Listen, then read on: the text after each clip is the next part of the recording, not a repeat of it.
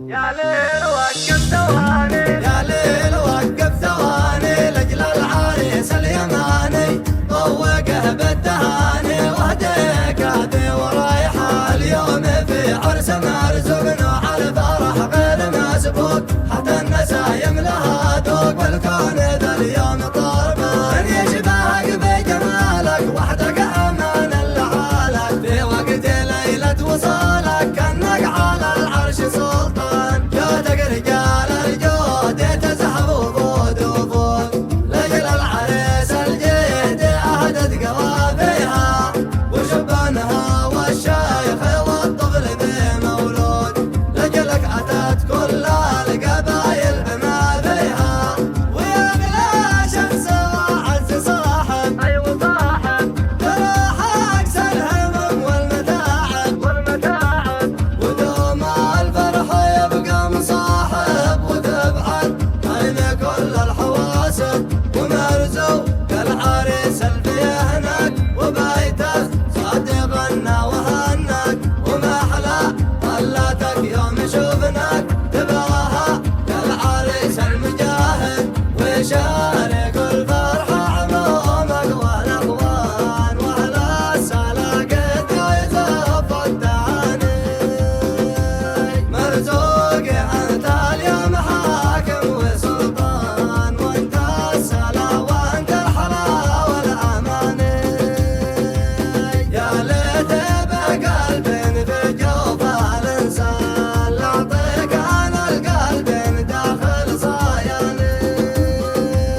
والضيف حيا على رمش الأعيان حيا الله ضيفا قاسي وداني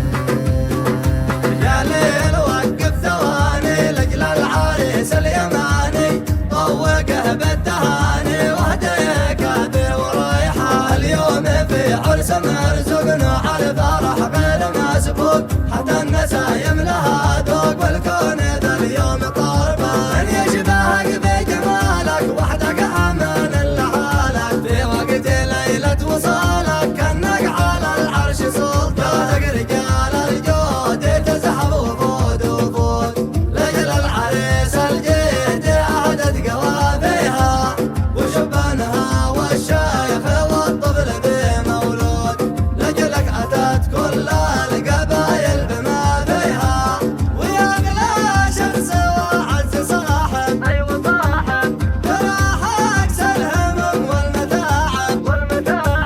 ودوم الفرح يبقى مصاحب وتبعد عين كل الحواسب ومرزوق العريس الفي هناك وبيته صادقنا وهناك وما أحلى طلتك يوم شوفناك تباها العريس المجاهد وشارك الفرحة عمومك والأخوان وأهل السلاقة يزف التهاني مرزوق أنت اليوم حاكم وسلطان وأنت السلا وأنت الحلا والأماني يا ليت بقلب في جوف الإنسان لأعطيك أنا القلب داخل صاياني والضيف حيا على رمش الأعيان حيا الله ضيفا قاسي وداني